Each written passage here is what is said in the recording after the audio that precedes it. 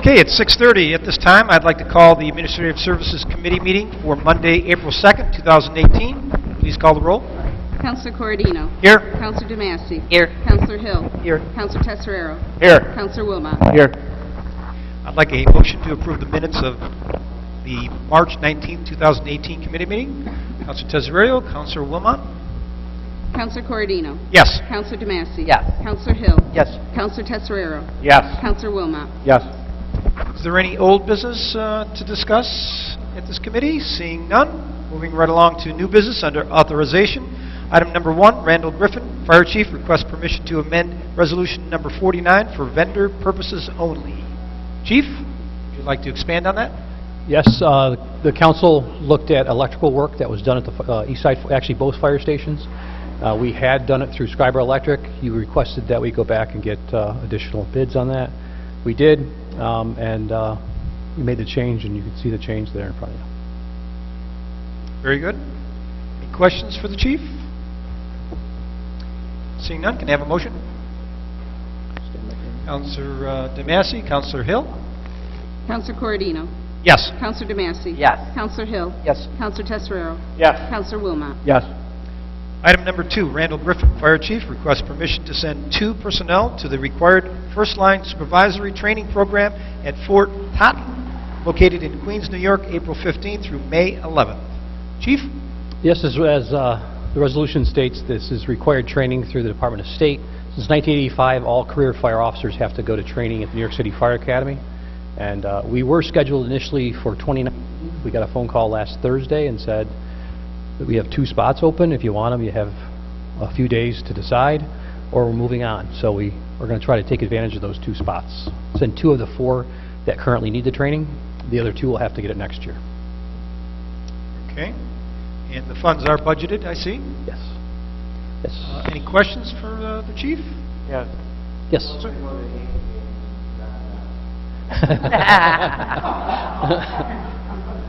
It's important to note, too, that much of this is paid for by the state.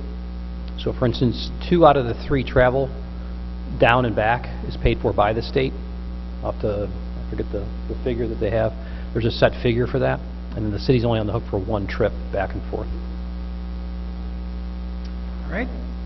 How about any other questions? Seeing none, can I have a motion? Councilor Hill, Councilor Tesorerio.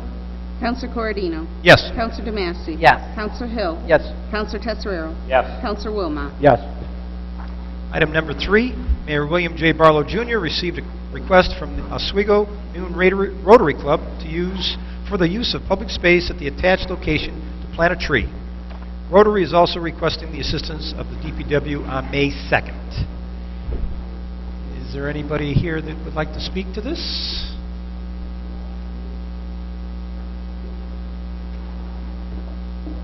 Good evening. For those of you who don't know who I am, my name is Carrie Penoyer, and I am the president of the Oswego Noon Rotary Club.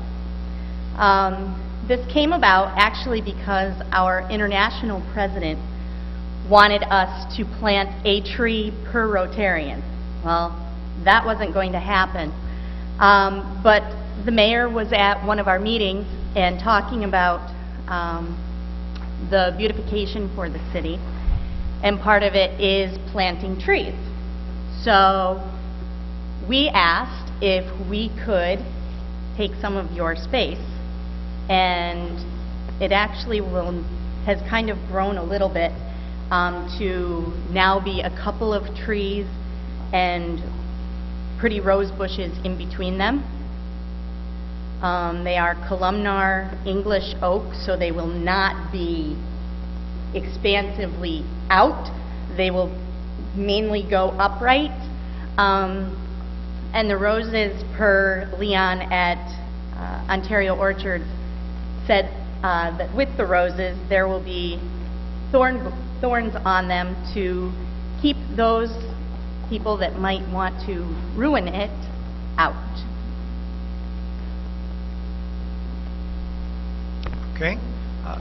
The map in the attachment is a little blurry. Specifically, where is this planting going? It's the triangle that you're looking at.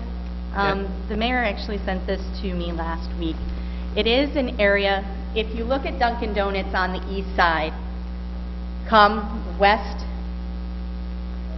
not even a quarter of a mile, and it's almost where East 13th wise off behind Dunkin' Donuts and 104. There are several street signs within that area currently, and I think probably the one thing that we'll really need to make sure of with DPW is to make sure that there are no gas lines or electrical or water or anything underneath that area. But that would, does that? That narrows it down, for me at least. Sort of. The map certainly, No, it's not, but I blurry. Either that or I need new glasses. Okay. The counselor for that ward is Counselor DeMasi, correct? How do you feel about this? So my only question that I want to caution, and I don't know if it's normal to do that, is be careful with the DPW. I don't want other organizations now to think, oh, we get the DPW did that, it's on tax dollars, and now the next group wants to come and say, hey, we need the DPW, we're going to do this, the DPW do this. That's my only concern, is what will you need them to actually do? As it turns out, we may not need much other than to make sure that that area is not got anything underneath it. Leon from Ontario Orchards will be doing the majority of the planting, and because he is doing it, those plants will then be guaranteed for 12 months to make sure that nothing happens to them. I will let you know that I went to a ceremony for Arbor Day a couple years ago, and the DPW did do some preliminary work for the planting of the trees. So, I mean, this is sort of like previous practice. We do assist in a small way, I guess. Any other comments or questions from the council? Anybody else? Seeing none, can I have a motion? Councilor Hill, Councilor DeMasi. Counselor Corradino. Yes. Counselor DeMasi. Yes. Counselor Hill. Yes. Counselor Tesorero. Yes. Counselor Wilmot. Yes. And we need a resolution. Thank you. Need a resolution. I'm sure the mayor's office would love to do that. Maybe the city attorney. Item number... DPW. Or DPW. Pick one. Where was I? Item number 4, I Now believe. you know how city government actually works.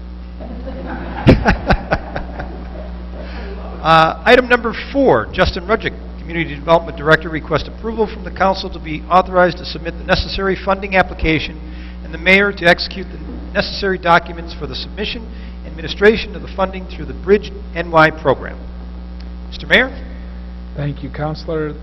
This is just an application for actually 2 grants.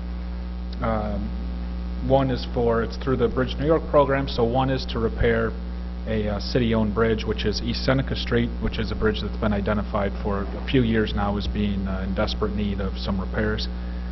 So we'd like to apply. We've already put together a nice packet of information through Bob Johnson to include in the application. So we'd like to apply for repairs for that bridge.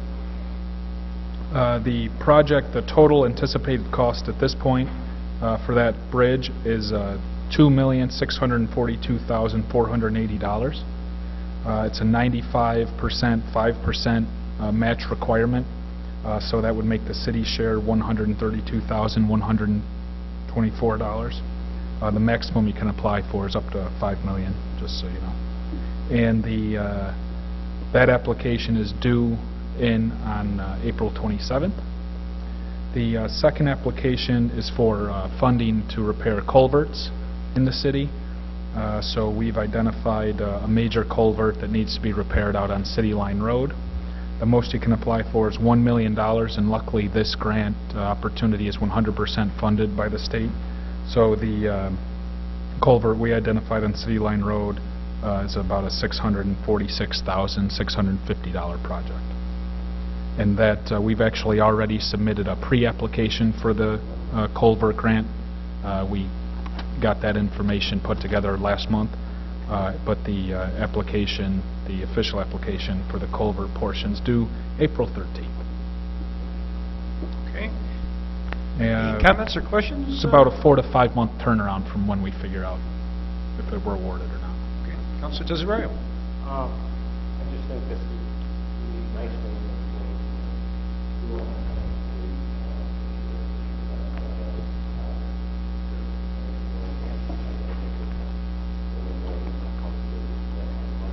Get that little absolute should be in sustaining amount of traffic.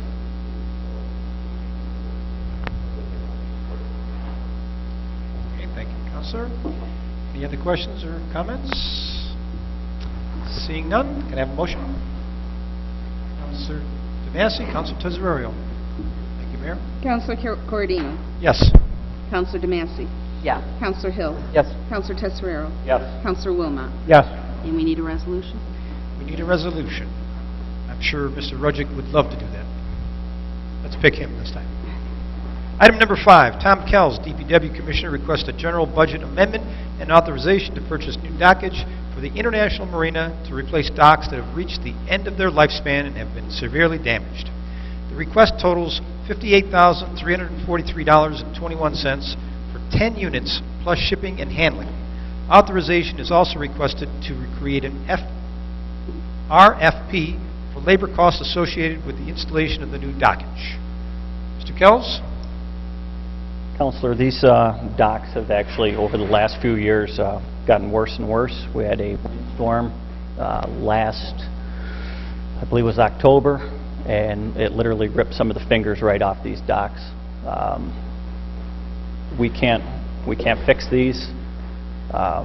We've had some people look at it.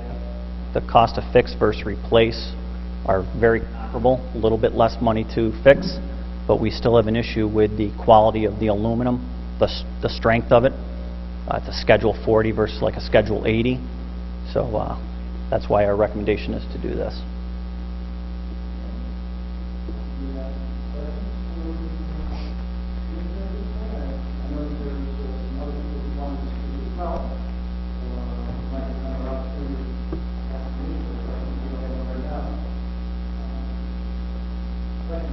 Yes, this could possibly come under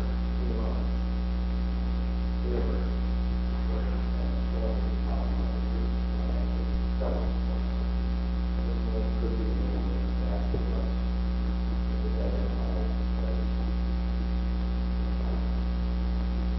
Chief Griffin could answer that better, but I believe so, you know, but there is no guarantee on that either, so.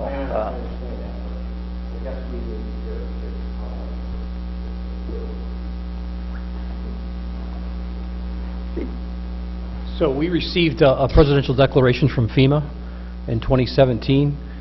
So what that allows us to do is for public assistance. And some people get confused by public assistance. That's not, there's individual assistance for the homeowner. There's public assistance for municipality, state, and local government that suffer damage. And then there's mitigation funding. So we were awarded a public assistance grant. So what that is to repair, to bring back our infrastructure back to the way it was.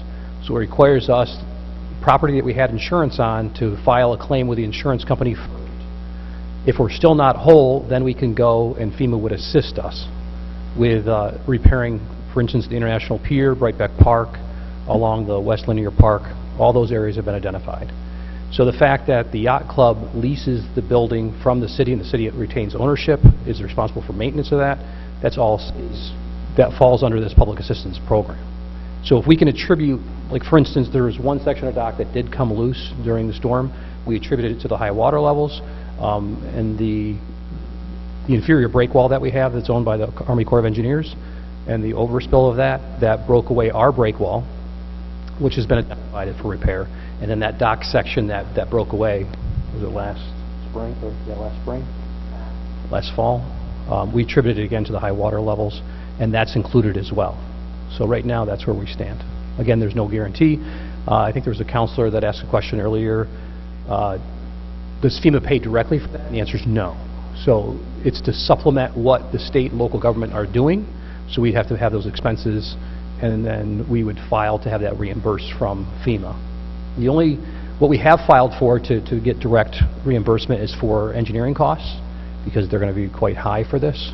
So that hopefully the doesn't come on the city to pay for those, that we'd be able to directly pay the engineering firm and not have to incur those costs and then wait for reimbursement. So other than that, we would have to show that we expended the money for it. We would have to show that it was attributed to that.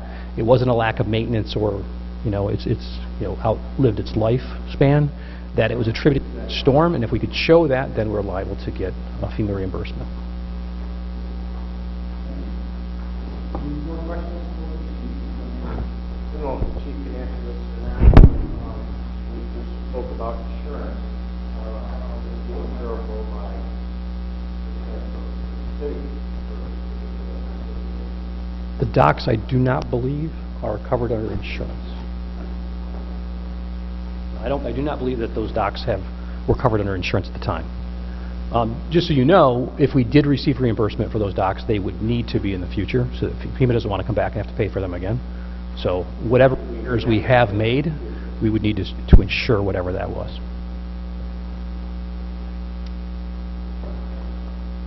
Okay, any other questions for those two? Yes, Councilor Hill. I just wanted to get on the public record, I spoke with Commissioner Kels before the meeting, and he said that if we don't do this, two of the docks cannot be placed in the water for the upcoming season.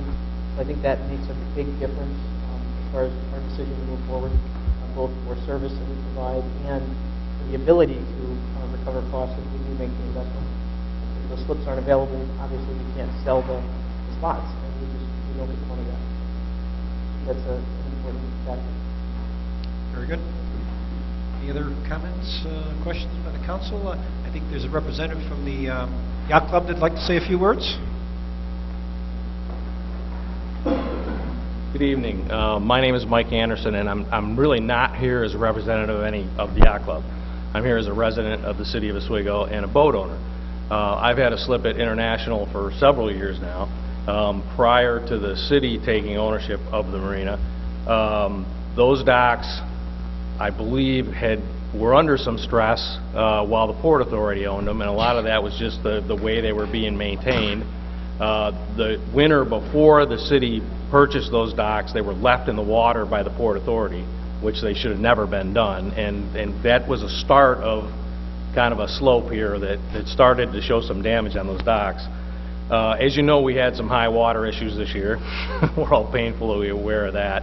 And I think a combination of that high water and some of the storms we had kind of, drove the last few nails into those, the coffin of those slips. So there was quite a bit of damage to them. When I look at those docks, I look at replacing those docks. Each one of those docks that we're talking about replacing should have 26 slips on each dock, total of 52 slips. That's $1,500 a slip. That comes out to about $78,000 of revenue that's produced by those two docks. I applaud what Mayor Barlow and the administration has done as far as doing great things to improve the community, improve the city. A lot of the things that are done aren't revenue producing for the city. These are. And as a taxpayer in this city, man, I love to see things that are actually putting money in your pocket instead of just taking money out, because hopefully that means my taxes are lower. I think there's a misconception that these docks belong to the Yacht Club or that they're only there for the Yacht Club. We got involved, several of the boat owners got involved this winter in trying to contact the original manufacturer of these docks just to try to find out what might be able to be done for them, because I know Tom and the mayor are kind of up to their ears in the winter trying to keep us all on the streets and the snow off them. So we pointed those people towards Tom and Carrie, and they came up with a pleasant surprise, because frankly I thought it would cost a lot more to fix those two docks. But I would say that the Oswego Yacht Club is a small portion of the people that put their boats on those docks. There's fishermen, there's recreational people. We have I've met some people in the last couple of summers that come from Connecticut, Pennsylvania, New Jersey. These people drive 2.5 hours every weekend to come up here and fish. They come up here and they spend money in the restaurants, they spend money in our grocery stores and our liquor stores. This is bringing revenue into the city, not just slip fees, but you're bringing people into the city that have a very favorable opinion of it, and, you know, and they're bringing more revenue in. So I really think you need to look at this as not just one small group that you're trying to keep happy. You're trying to keep a very large group happy. I mean, you're talking about 58 slips. That's 58 relatively, some of the fishermen, you know, my boat is not very expensive. If it sinks, you know, I'll get over it. Some of these guys are talking about $200,000, $250,000 boats, and they're putting them on those slips, and they're a little nervous. They're a little bit nervous about some of the water depths at Rice Landing, some of the weed issues that I think you're getting a better handle on, but they're still there. International Marina is a deep water marina. It's probably the best spot you got to put boats. And I think that if you're not taking a look at that as being revenue producing, last year the marina was completely full. And some of that was overflow from Rice Landing because of the water issues, but there were no slips available in that marina. And we probably had about half as many boats as we should have if every slip was available. So I think fixing these docks it's a one-time expenditure that's going to return more than what you're spending year after year after year. I'd love to get an investment like that. I'd be all over it. So I think it's a great opportunity for the city to fix something that is really going to continue to put money in our pockets. So. Anybody have any questions or anything I can answer? Mr. Anderson. Thank you very much. All right, thank you. I appreciate you considering this. There's another person would like to speak? If it's such a revenue generator, why did the Port Authority get rid of it? Huh? And you guys weren't around here when that was going on. Randy was. Bateman. Thank you for that history lesson. I just want to know how come they want to get rid of it. That's for $1 million. Thank you. No problem. Anytime you want history, let me know. So, Commissioner, the bottom line is, from what you've said and what I heard Mr. Anderson say, is that this is not a luxury purchase. This is an actual emergency purchase. Pretty much. And my definition of an emergency purchase is something that we did not budget for, which I was there at the budget meetings and we did not, and that we have to take money out of the general fund or our savings account to pay for this. Is that essentially correct? I would agree with that 100%. And it's not just one, because took a tour on Saturday of the docks that we're talking about. There's that one section that's in the parking lot. It's actually two of those sections we're talking about, right? That's correct. How long are those off? They're 37 feet for one section. There's 5 sections. So it's 5 times 37. 180 feet. Okay. Times 2. There's 2 of them, yes. So, I mean, that gives you an idea of how big of a dock we're talking about. Yep. Essentially, this is a emergency purchase. Unfortunately, yes. We've had a number of those over the past couple of years that I know of, and some of them were infrastructure emergencies, you know, like a collapsed sewer or something like Route 48 collapsing. That, to me, was an emergency, but this is a different type of emergency, obviously, has other connotation. Any other comments or questions? Just point of clarification, I was trying to follow the numbers, and I was there Saturday to see the damage, and obviously the waterfront, they have those slips not available. I think what Miles was talking about, the history of whether or not the marina is actually profitable for a city, and we can debate that. But I think that you're missing the point, though, the point is that the slips actually generate revenue right now, and I was trying to make sure I had the right numbers. So there were on both of these docks, they should have a total of 58 available slips combined. Is that correct? Total, not individually. Okay. 26 times 2. 52? Okay, I just wanted to make sure I had the right number. Okay, so we're talking, what are we talking, like $80,000 if those were, I mean, I've seen the numbers, we were looking at like 39, 40, you know, mid-40s for revenue the last couple of years from the slips. So if we had all those, because you're saying they weren't all available, right? Yeah, I heard you say that actually about half of them weren't available. We're pulling in 39 or 45. We could potentially be pulling in $80,000 if it was full. We promote it properly. I think that's a big piece of this too. This was discussed over the weekend for the people who were there.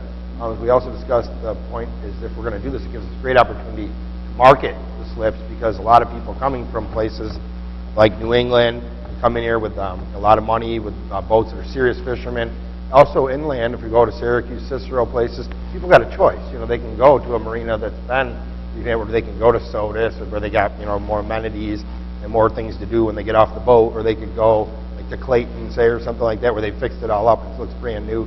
I think this is a great opportunity if we are going to make this investment to, you know, market it as well as such, to get those people here to fill those slips and perhaps even make it profitable. Maybe we can change history here. I don't know, but anyway, I just wanted to make sure we're clear on that. Is that correct? Then if they were full, we'd be able to generate quite a bit more revenue if they were full. Correct. Mrs. Burial? We have a number of commitments already. As far as people, you know, I mean, I know we're Right. getting ready to. Right now, what we are doing is actually turning people away, or telling them they have to go over to Wright's Landing, because the people who have been on those docks for years are going to have to take the other dock that is still functioning. And we still don't have enough room if that's the case. So we will be turning people away for good if we don't do this. I think there was a question here in the front row. I have two questions. When was this detected that these docks were unclosed against the head problem? How long has it known that? Commissioner? Since the fall, So why wasn't something done then instead of waiting now and making the notice?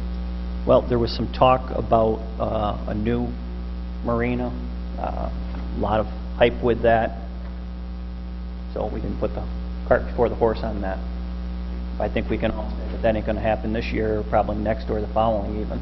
So, And the second question is, we're asking for 10 docks, but if my understanding said there's only 2 of them that you could not put back in the water. So that means that how many can put in the water? 10 sections. Each dock, there's B, C, D. B and C, each of those main is 5 sections. So we're calling it a dock, we really should be saying sections, okay? So you can put 10 in there. Okay. You would have to change a lot of, the anchoring is out on the end of that. If you shortened it, you would have to move that, yes. All right, one last thing, I just wanted to point this out in the interest of full transparency. And I'm not sure what's on the display, but the amount that's listed here is $58,343.21. But there is going to be an additional cost for installation. That is correct. That's what the RFP is for. Right. Do we have any idea?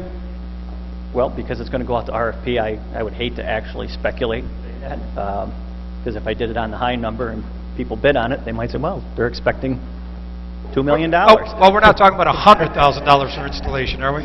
Say again? We're not talking about $100,000 for installation. I mean, My guess would be equal to or less than what the cost of the materials are, the 58.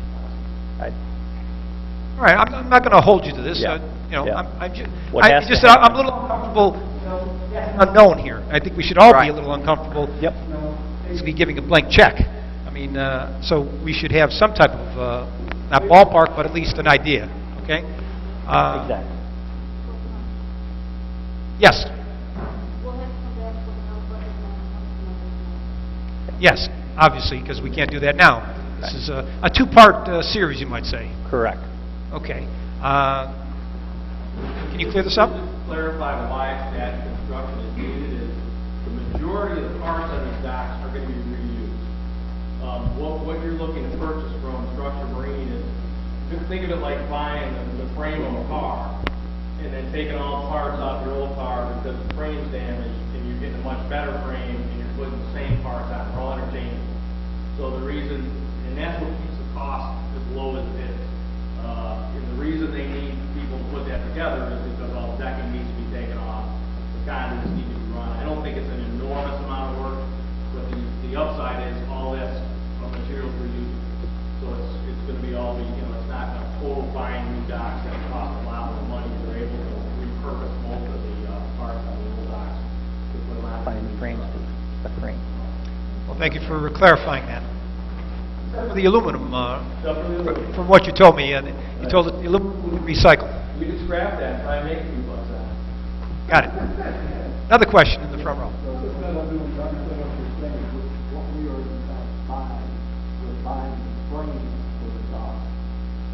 We're hiring somebody else to install the dock. When you install the dock, they're going to demolish the old one, use what they can, and you're going to pay for additional material to finish, make it a complete dock. We're- That's a construction project. We're hoping that most of the materials that are there will be able to reuse. There's going to be small amount of repairs that have to be done, but yes. Yeah. Any other, or comment, question? Without knowing what the RFP is going to be, I'm just looking at this from a standpoint of knowing the total cost.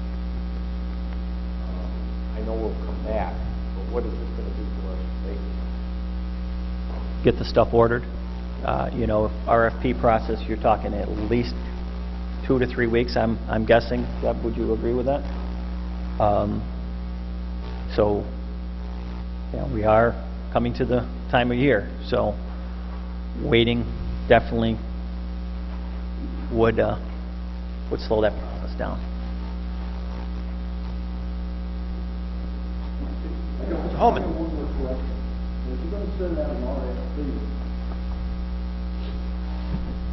I have a hard time figuring out how to write an RFP when we really don't know what we want. Because you don't know how much of the materials we're going to be able to use. You don't know how much work it's going to cost, how much work will be involved with anybody that's going to do the demolition of the things together. But how do you come up with a reasonable total cost of it? Because you have to have somebody come out and do an inspection and then give you a price on it. That is correct. There would be a scope of work, what we're requiring them to do. And then they would come and look at it and say, okay, you know, to take all the wood off in this and put it on a new metal frame, it's going to, How much of that additional material, how much is going to be before you go out and order things. But what, you've got a two-part process. Number one, you've got the part of deciding what you need for the material. yeah. And then you got the part that you have to have somebody that's going to come in and do the job. It seems to me that you need to have somebody come in first and determine how much material would be there and how much they would charge for fixing. Then you could do an RFP for purchasing material. Or either that you could have the installation of parts of the actual RFP. I think what you're visualizing more of dismantling something and tearing it apart. It's all unscrewed. The electrical boxes that are on it, they'll all be reused. The wiring, that's all good. There might be a connection for the plumbing that needs to be hooked, but other than that, that stuff will all be reused.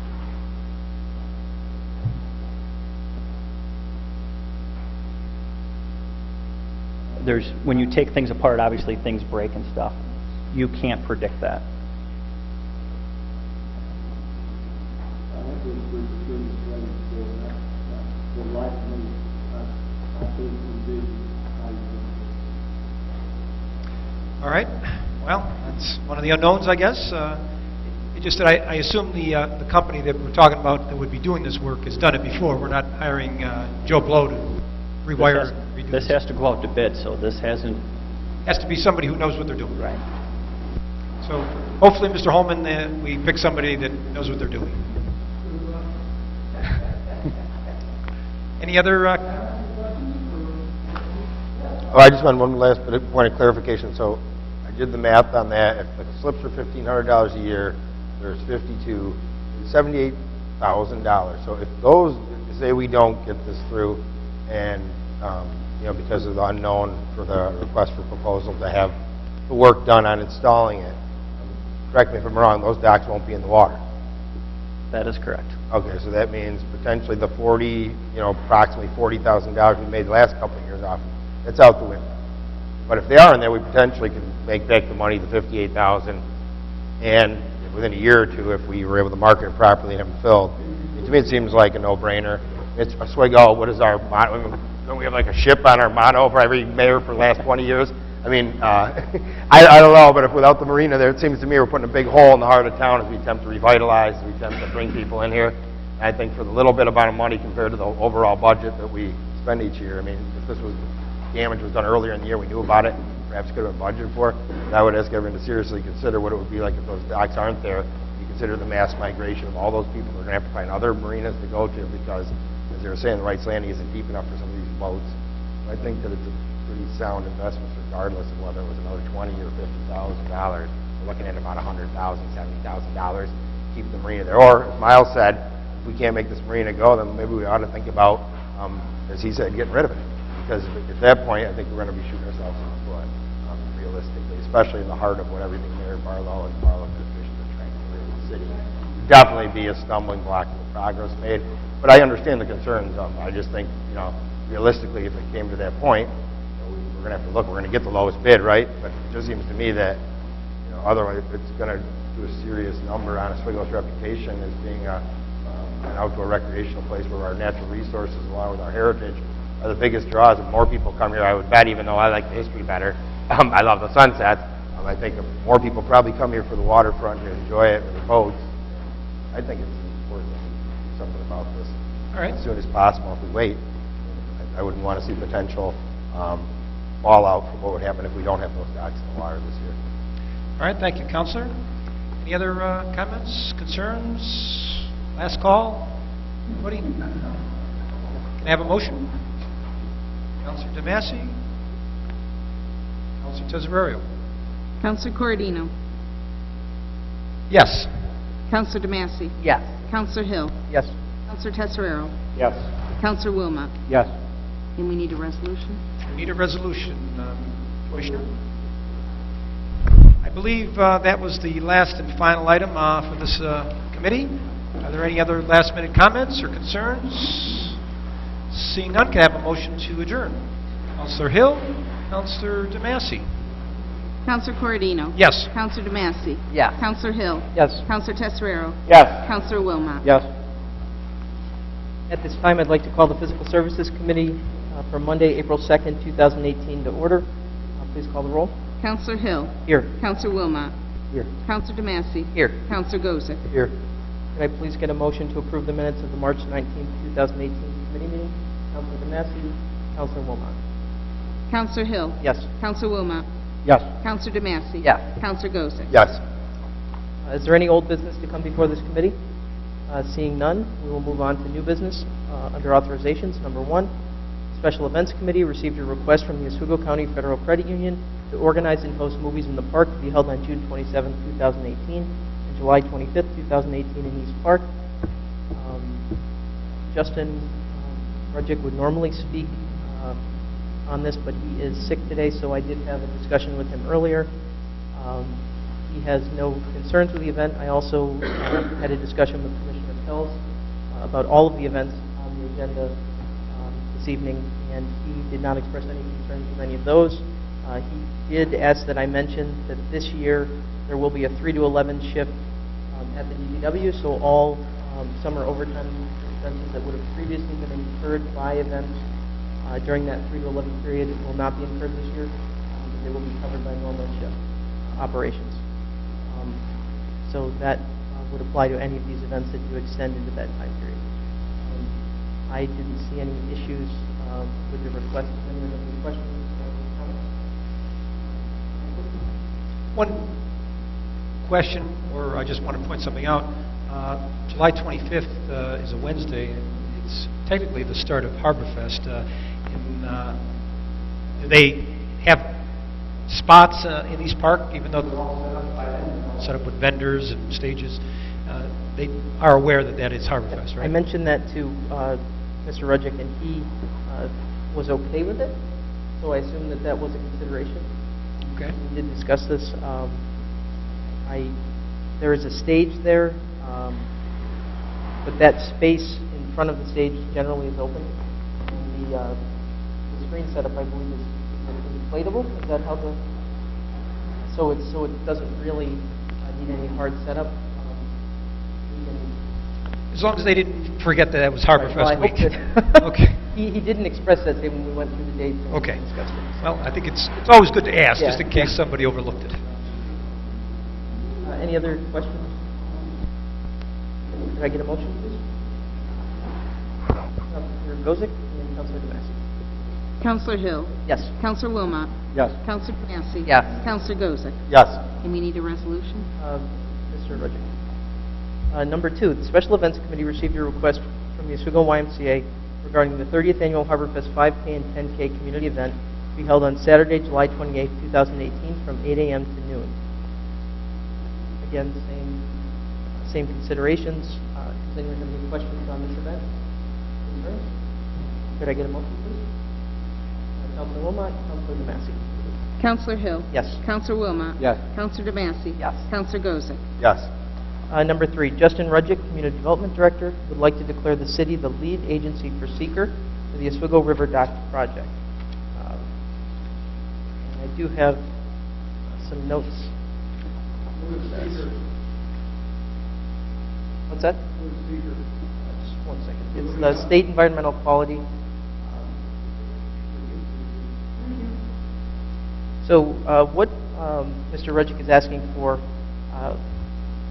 as part of, and it's in our material, but just so the public has this understanding, as part of the requirement for environmental approval and permitting from applicable agencies, the city will be declaring itself the lead agency for the seeker review. And what we'll be essentially saying is that the proposed action, as far as those docks are concerned, will not have a significant adverse impact or effect on the quality of the environment. They're also asking that in addition to being designated as the lead agency, a formal determination of non-significance or negative declaration is recommended for us to formally adopt for this activity. So we're just basically taking the lead on that review and making the determination. There will be a non-significant or negative declaration as far as any adverse impact on the environment.